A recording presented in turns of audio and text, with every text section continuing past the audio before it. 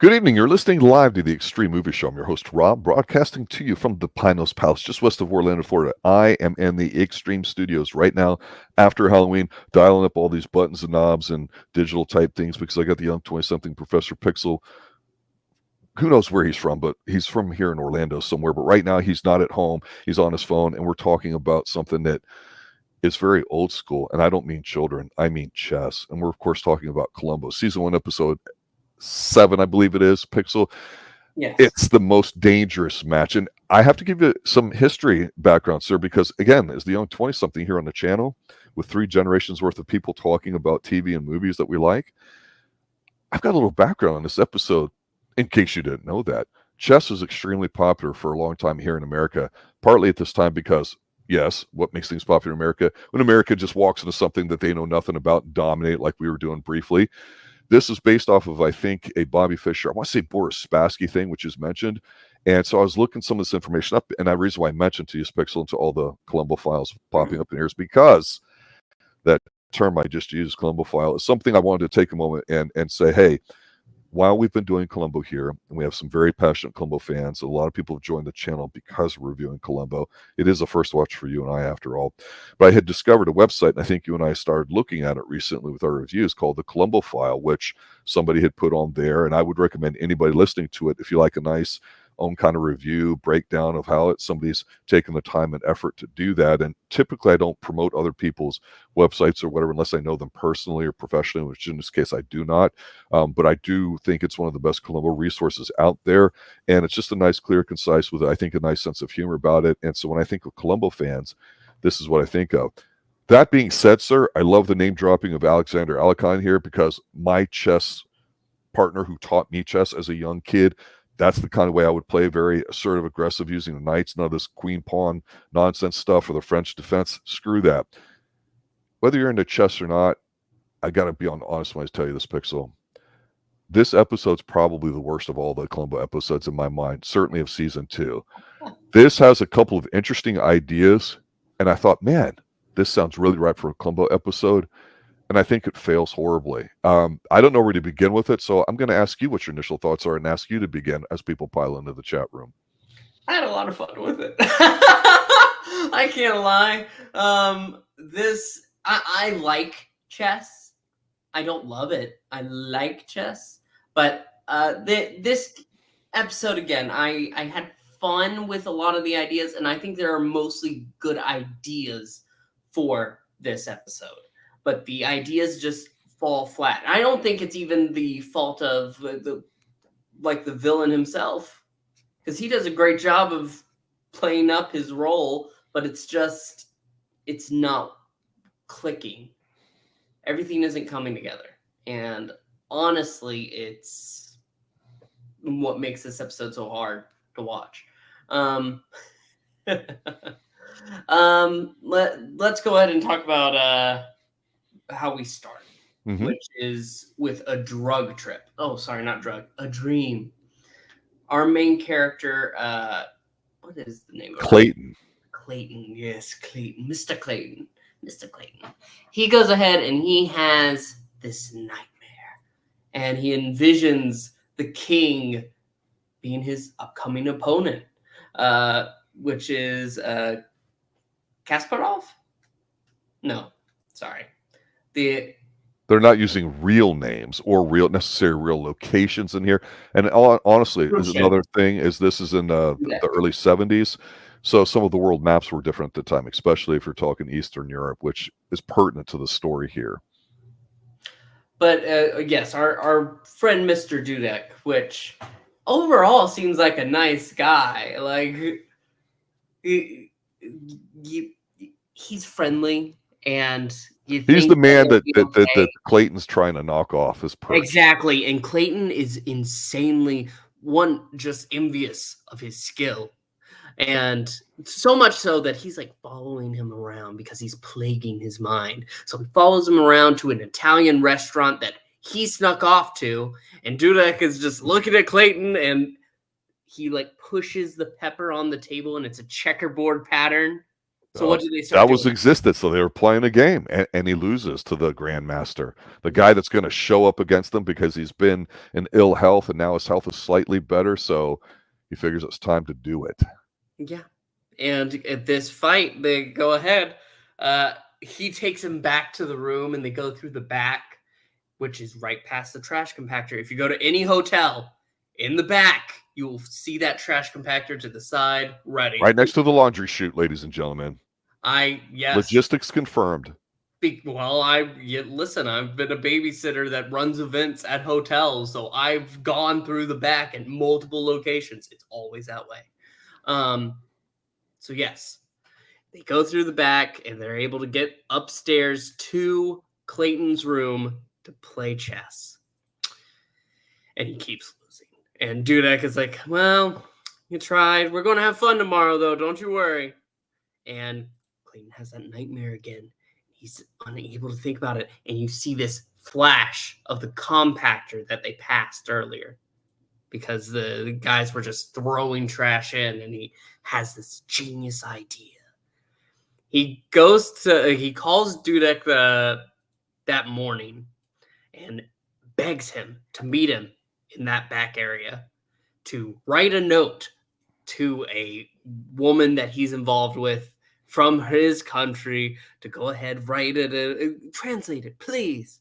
And he uses these small phrases. I'm sorry, I can't do this. And all the while, not all the while, he had set up in Dudek's room, because he called him down, set up a bag to make it look like he ran away, or he was running away. So he basically smothers Dudek, throws him in the compactor, and we can see him at the match, and he's waiting, and he's trying to keep people entertained. Oh, I'm sure he'll be here soon enough. And eventually he's found. He's dead, Jim. No, he's not. Or is he? No, he's not. He's alive. Which presents its own issues, because the main thing here with Clayton, he's got a 1970s earpiece, which means he's got a hearing aid, right? It's this big bulky thing that's quite visible. It's pertinent to the story. Some of my issues I had already here was, I don't mind the unnecessarily long, slow setup and how he tries to frame it. Definitely when you traveled and you were from any sort of communist country back then, you had people that would travel with you, and you'd give all your money and winnings to a state. So whenever you played anywhere that was not your home country, let's say, or a companion type country, you run the risk of defecting. So we'd have a lot of people defecting when they come over to the United States. So that's why he had a team, not just whatever. The physical trainer thing was kind of weird to me, but I get it. That's why they were sort of sneaking around. And it's like, the problem I had is the guy that gets murdered's really not a bad dude. He's older. He's got the diabetes. So the thing is, when I go to eat snails and he's talking about how we shouldn't eat them, I'm like, snails are mostly protein, bro. There's nothing wrong with what you're eating. And then, of course, it occurred to me, this is the time when the FDA here in FDA in the United States at that time, besides, was pushing the 4-3-2-2 food pyramid of 4 servings of bread, 4 servings of something, this, and that, and like 2 servings of meat, which is, of course, immediately unhealthy, and leads to a lot of the diabetes that you start noticing in the 80s when people started getting fat. So it was just disappointing, because the guy's likable. And even though I know the young guy is the grandmasters wanting to usurp him, and I get it, it's the same power thing that we saw last week, right? The guy's a nervous wreck. I get he's trippy. And then I've known a few very serious people that do chess and make money playing chess and all that. And I don't just mean hustlers, but people that can play and have good, solid rankings, could know everything they know about chess. They're a little crazy. And this guy nailed that. But this dude was a charisma vacuum. And the thing with Columbo is, when he shows up and he starts to suspect them, this whole middle act is like a slog to get through to me. That's how I felt and saw it. I mean, Columbo starts on the scene. What's your take on this middle act? So the thing is, last week we had an interesting situation where Columbo pretty much loses his cool at the end. I know you did this. He yells. Yes, great scene. Great scene. The thing is, you kind of almost get that too early in this episode, because he knows at this point this wasn't an accident. He didn't accidentally fall in a garbage chute. He wasn't trying to run away. But he doesn't have anything to prove it. So as he's collecting the tidbits of information and it gets to, well, just cutting through to the final act, he gets to our main guy, which, again, his name is escaping me, Emmett Clayton. Clayton is playing like 6 people at once, 8 people, doesn't matter. And Columbo comes up and he's like, I have this piece of information, this piece of information. And it's all these little things that don't really add up to much, but I'm waiting for that key piece. Mm-hmm. And it's boiling up inside of Clayton, and he ends up fumbling one of his games. He looks at Columbo. Show me one piece of proof. So they go back into the garbage chute area, which he had inspected earlier with his dog with no name. Yeah. The dog with no name gives him the idea. Wait a minute. The machine shuts off on its own? Which, okay. That's pretty much the key thing. He realizes because of that, that's why Dudek didn't die straight away. Because he fell in and the machine shut itself off. Dudek's ate a few sandwiches in his life. He's a little soft in his middle to older age, and that's okay. He's happy with his life and everything else there too. So yeah, he looks like he just fell asleep. I mean, when you see him in the hospital. Yeah. And when he does eventually die, it's implied because he's messed with the medication. Clayton has gone ahead and done that, but they're not going with that angle. They don't really have anything to prove because the needles were all tossed out immediately. So I got to stop you here for a minute. Okay. Lord, this is a tangent, but it's pertinent to the episode, obviously, because it leads us to our third act, which we're not there yet. We got a little bit till we get there. The stupid friggin' basset hound. I'm a dog guy through and through. You know it personally, professionally. I mean, like I always like to add on when I'm feeling extra specially saucy. Max and Daisy, my short-haired German, Czechoslovakian, non-working line, short-haired Reds, patrol my 5-acre ground that has a tiny little fish pond on it, a little Dorf Lake, if you will, a tiny one. And I just know you're not supposed to have a dog off leash unless you've got superior kind of command with them, which nobody does. And so things are looser in the 70s. I get it. I love how Columbo's just smoking everywhere in the hospital. You name it, he's smoking. The little kids there, he is smoking. I love it. He has a leash. He's just not holding. But everybody is. I love it. But I'm missing great guys, villains that have a great sense of style and dress. I'm missing them that have some over-the-top masculine trait about them. We got a guy that's basically got like a manic episode. He's actually fairly quiet. I don't think he's got a lot of chemistry with Columbo. And so what do they do in this episode? For some reason, instead of going super intellectual heavy in here, which they started off by the trancey opening and the fact that it's chess, which even though it was popular time, it's still chess. Why the hell do you have this fucking dog in here with one episode to go in this season? Why? You could find another way for the end, which I'm not going to reveal right now, but why? So the thing is with that. Was it funny to you? Did you get a ah ha ha ha out of it? I didn't. It's stupid. It's time to bring up the writer of this episode. Jackson. Give it to me. He wrote Suitable for Framing. Which is great. I know. That's the thing. Then he wrote Short Fuse. Which, not so great. Then he wrote Dagger of the Mind. Which was amusing.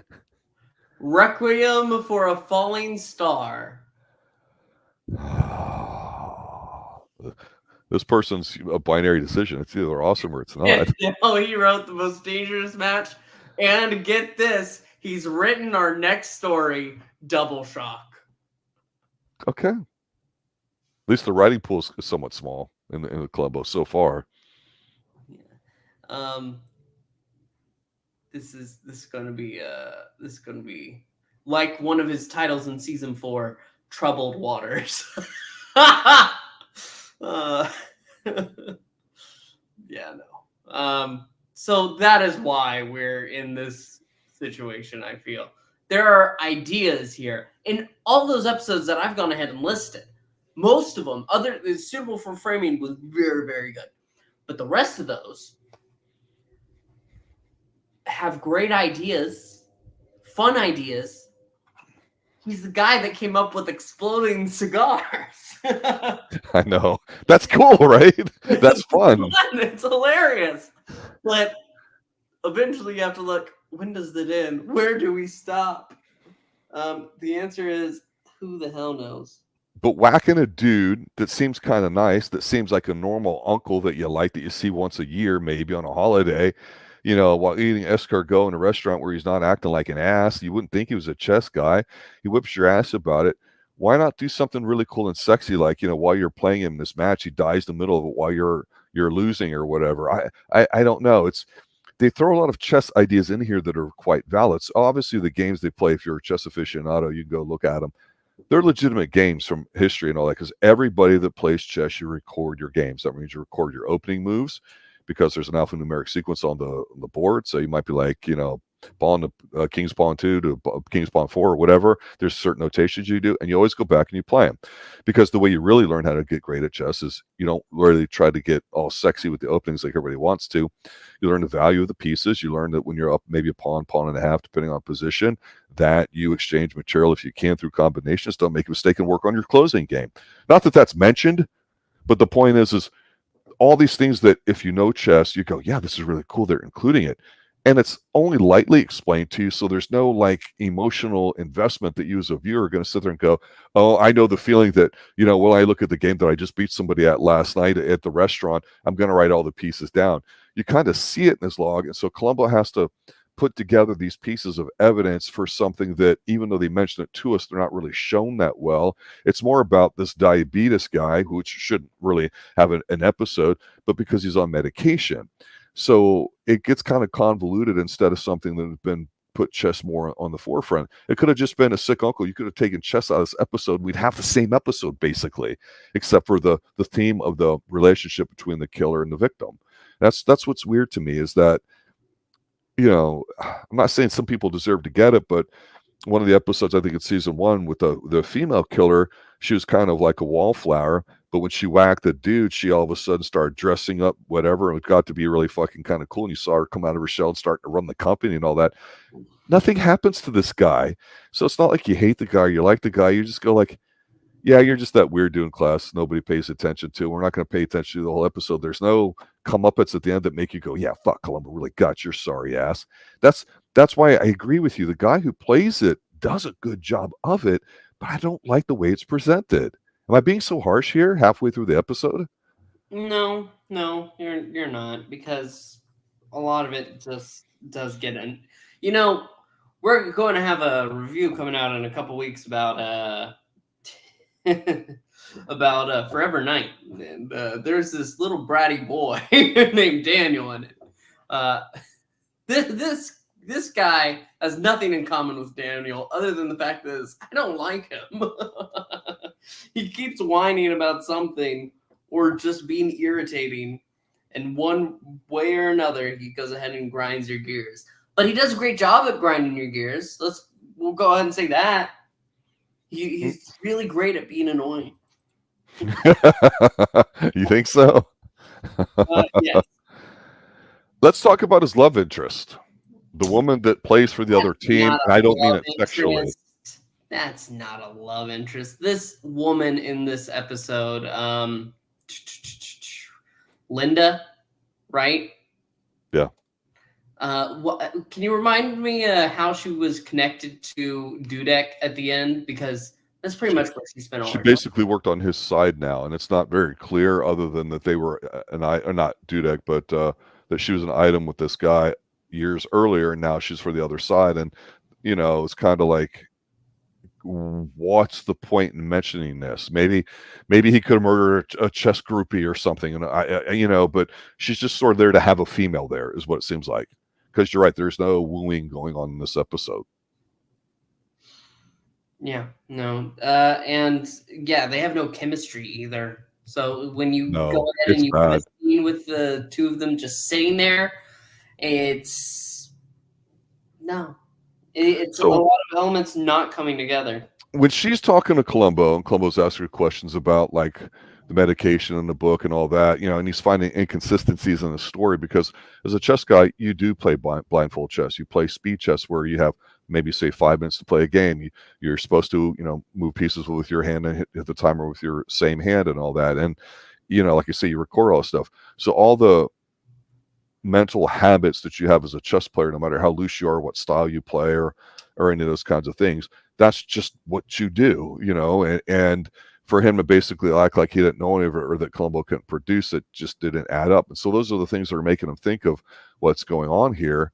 But at the same time, it's like, okay, and you have a love interest. Okay, are they going to do something with this? Is it going to be maybe she helped out? Are they going to do a twofer on this? Because we've seen, instead of just a simple one-on-one that we've had some Columbo episodes, we have seen some other ones where we saw Leonard Nimoy in a fantastic episode, I think it was last week, where he whacked two people and somebody was brought in second act, which was the ex-boyfriend of the nurse or whatever that was involved in this, I think, but it made sense and those people were good.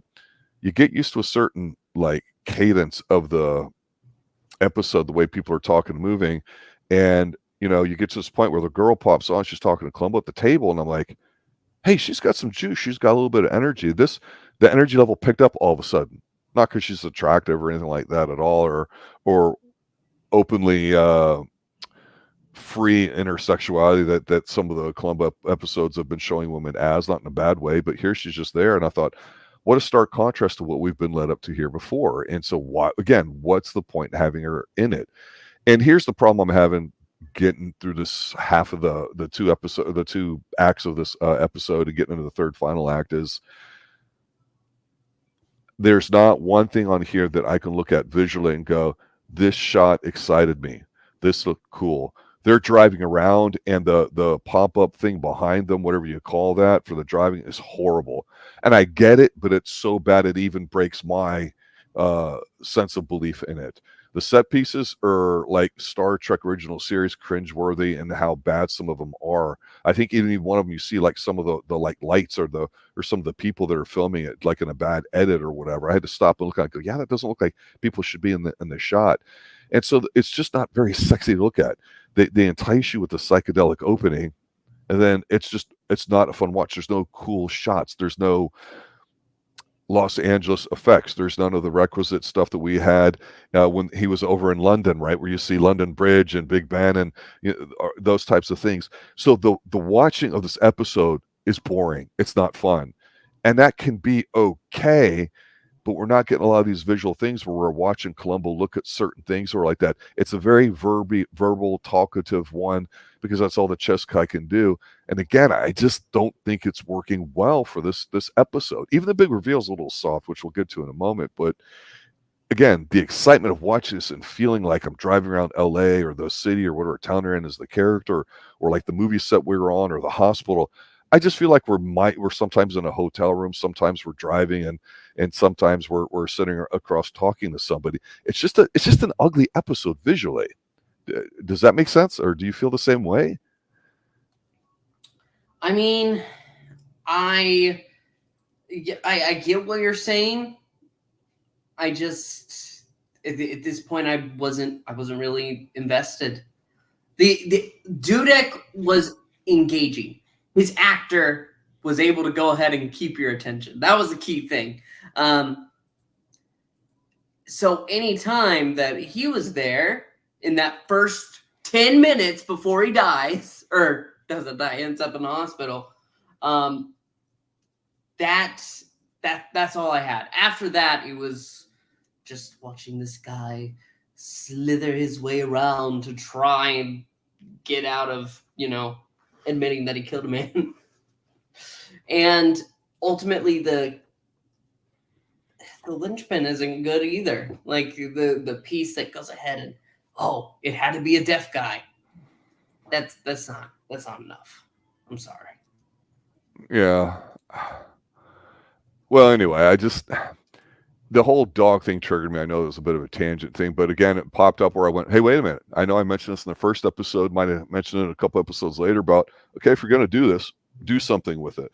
Whatever it is you do, whether I agree with it or not, at least let me follow it. And they didn't. And here he just kind of is in this episode. So, again, it's not the dog's fault. He's put in this episode. But the thing is towards the end there, we start seeing this big chess thing where he's, entertaining a bunch of people. I think the best scene in the whole thing is not necessarily the psychedelic opening. That's okay. That's cool. But I like to hear when he's playing a bunch of people that he invited for a match and he's just walking around playing a bunch of people. Again, this isn't blindfold chess, but this is something that chess people do to focus their memory on positions and, analyzing things really quick and making decisions. And it's a way to exercise your skill and judgment and show it off. And so Columbo's like walking with him as he's going from area to area, asking him questions. And you could feel like, okay, this is the badgering thing that we always want for the I gotcha part to it. And for me, it was entertaining. You're right. He started showing a little bit of character because you said something important there. As much as I'm banging on this episode, don't particularly care for it.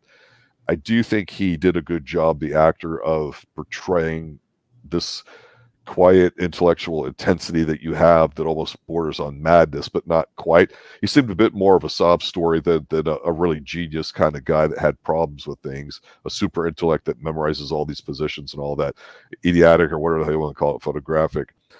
And so when Columbo goes to trip him up and all that, again, I mentioned earlier, we only see it a little bit.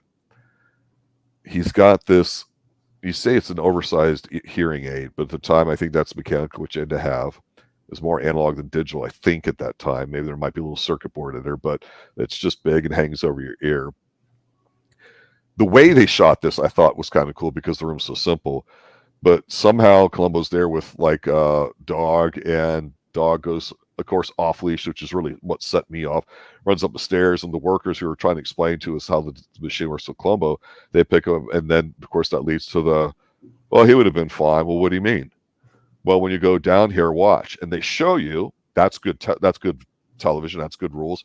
They show you that the grater, as it were, would close up if something got in its way like that wasn't like super small or surpassed the weight limit, whatever. And so they said then it would turn off, basically like a trip. Then you'd have to come over here to reset it. So the only way that could happen is if the guy was pushed down into it and then he didn't hear it because he didn't have his hearing aid because it was getting replaced and he didn't have it in, and then he left and he never bothered to turn around and check because that's the only way it would fit. And so it's very circumstantial like, but the way this happened here right after the chess scene, where they're kind of yelling at each other, is almost getting annoyed. And then when he looked at the guy and he turned it off and he was still yelling, I thought, oh, this isn't funny. He fucking got him. Oh, I did kind of like it. This is not what I would call contact lens worthy. I did like this. Just like I really, really liked last week with the sutures in the pocket when he got bumped, Columbo did. Here, the way they ended, I thought was really good. And sometimes, no matter how realistic that would be in terms of, would the guy really get arrested or how it would play out, I like how this is just great 70s television. As soon as basically the guy is like, oh shit, I got caught, they just end the episode. That it was done well. So I think they kind of started off very interesting and they went out with a bang, but boy, to get there, it took freaking forever. Yeah, and sometimes, that can be worth it, but it wasn't here. No, because at the end, it does that moment where the compactor's going off and he's taking off his hearing aid. How? Tell me, show me one piece of evidence. And Columbo's like, if I didn't have to shout over the machine, then turn the machine off. And it's gone deathly quiet because the machine's been off for like 10 seconds. Yeah, one of the final things I'll say, just as an observation now, with almost 2 seasons of Columbo done as a first watch for you and I, is again, I have been enjoying them. I don't like season 2 as much as I like season 1. That's just me. I prefer the more adult versions of it. I get the template now, so I'm not disappointed in it. I thought this actor did well for what he had to do. I just didn't think the type of villain in this case was particularly engaging or creative. I mean, it kind of was because chess is popular, and I get why they did it. So I can't even argue that. If you didn't know that, or you weren't around at the time, or you're not a chess guy, you wouldn't know it. So I don't think it's very. I think it's hard to be approachable because people will be like, oh, what the hell do I care about chess? This is going to be boring, right? Because I mean, if you don't like it, you don't know it. That's what you think about chess. And the ending was decent. Columbo, I thought, was fine in the role. He seems very comfortable with the acting of it. We've talked about some stuff like that, but there was just none of the mano y mano, stuff that I think really defines the best of Columbo. Because we know he's going to get his man or his woman. We know it's going to be some weird, slick reveal that we may or may not agree with. We know a lot of it's going to be circumstantial. We don't care. The joy is in the interaction that he has with the person that he's investigating, and how soon does he either know about it, which, is arguable. It's also, how do they dance with each other? That's what charm is, right? You're saying one thing and you mean another. So some people lose it early. Some people try to drag them along. Some people try to play innocent. So I like the different approaches towards the way Columbo's investigating it, which is always the same. And yes, it does come down to human nature, but we didn't see any of those typical weaknesses that humans have, whether it's greed or lust or some of those basic things about it. This is a guy that you could probably say was jealous, maybe, but doesn't really come across that way because he's so inside his head. We don't get any really what I would call major outbursts like that. He's just very well composed. It just made for a boring villain because he wasn't very eclectic or dynamic, I guess. And it's hard to do that with Chess, but I respect the fact that they brought Chess in it, which is hard to say. So it's a tough watch. There's a guy, a buddy of mine that just I talked to about this, and he's like, "No, they hit it. They did what they did with Chess really well." I'm like, "Yeah, but if you don't know it, how good of a Columbo episode is it?" That's my thing for me right now, because I don't have an answer for you compared to the other ones we've watched. I go, yeah, it automatically has to go towards the bottom. I mean, that's something that has to be on the bottom, and right now this is it.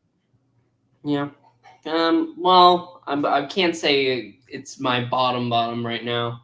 I'm not sure what I would go ahead and say this is it. But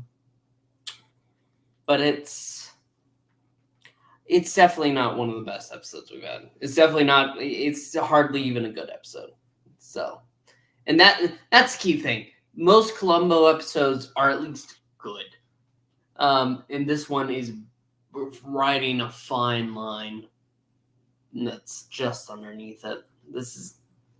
I think this is the most okay to meh episode of Columbo we've had.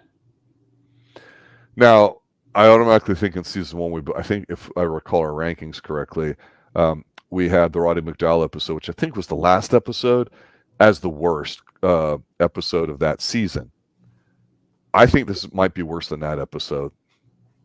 Yes, because we had a box of cigars as a bomb. And Rod McDowell overdoing it and was very entertaining to watch. Right there on that car going up the. Yeah, I don't know if I was wanting a James Bond villain soliloquy here out of the Chess guy, but something about we've seen some interesting scenes in other Columbo episodes where Columbo's sitting across from somebody and they're talking about the murder or something, but they're talking about it in whatever language of the villain's working area is that he knows, and so those things kind of make for interesting dialogue. You don't get that in here. Like if he had talked about when Alakine played the da-da-da, and here I'm often reminded of how assertive and unique some people can be, and at his top, nobody could touch him, Columbo. And Columbo, I know you think it's your top right now, but right now I've got you in checkmate. Even something hokey that you just, whatever, where they're using chess history or something about it to kind of rub it in your face. That's what I'm missing in this episode. Something where they just don't yell and scream and Columbo go, you didn't catch me yet because you can't find nothing. That's like a little kid. I always appreciate it when the killer would, like I say, try to find some way to kind of just say, hey, Columbo, fuck you. And you know it because I'm the man or I'm the woman. And you're just going to have to deal with that punk. That deliciousness they take in it.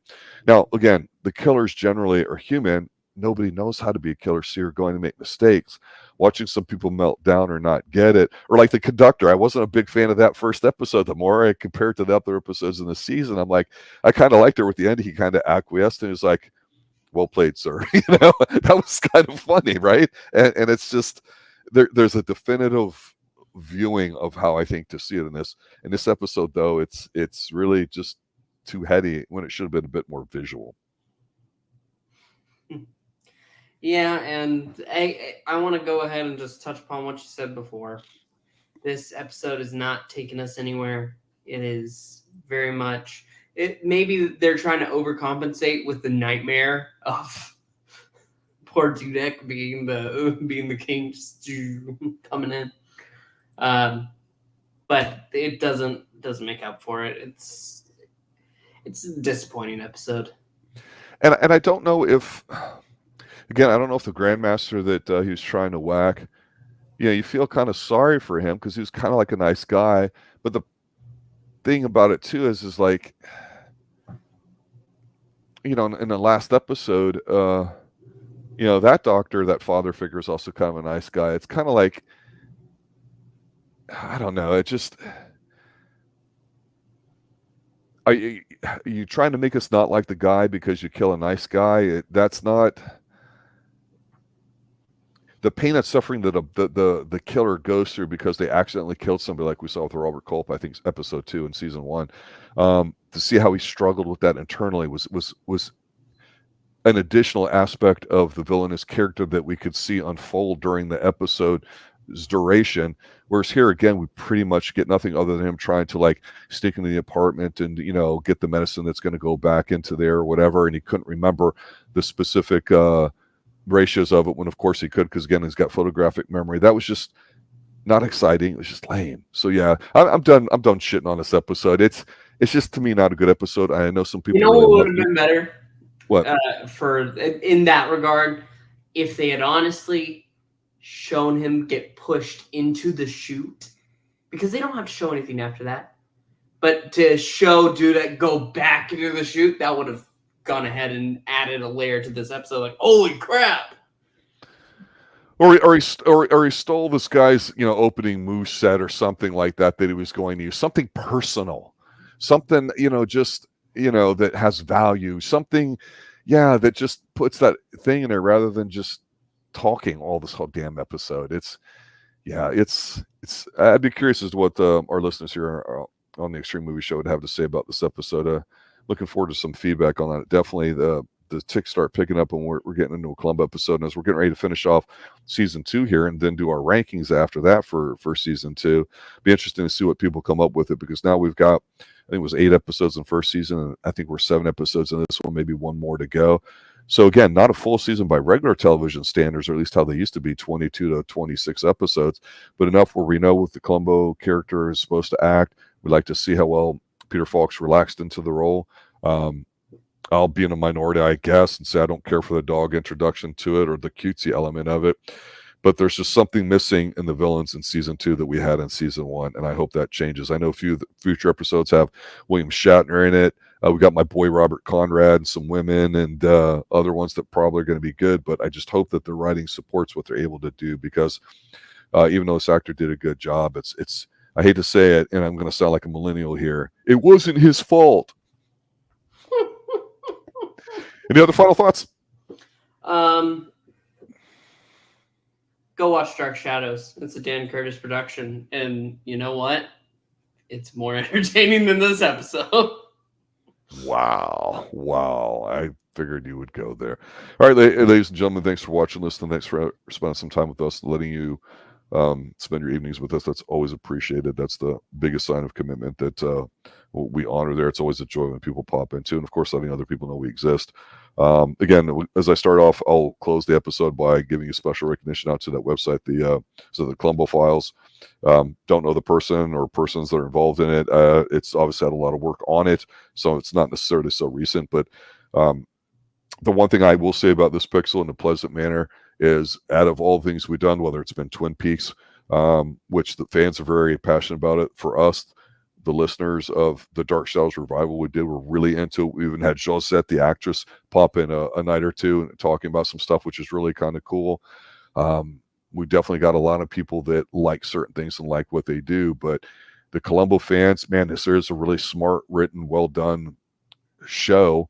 And so I am holding it to a high standard, hopefully not wrongly for it. But again, going back almost 50 plus years, you got to show. I wish there was something that was as smart as this, or at least human character driven as this one is, because it's definitely a strong point. And all the people that watched, I can only imagine how exciting and interesting Columbo must have been to watch it for the very first time, way back in the late 60s and early 70s as the show was going on too. Tremendous. All right, guys, thanks for watching. Listen, good night now. Hey, one more thing. No,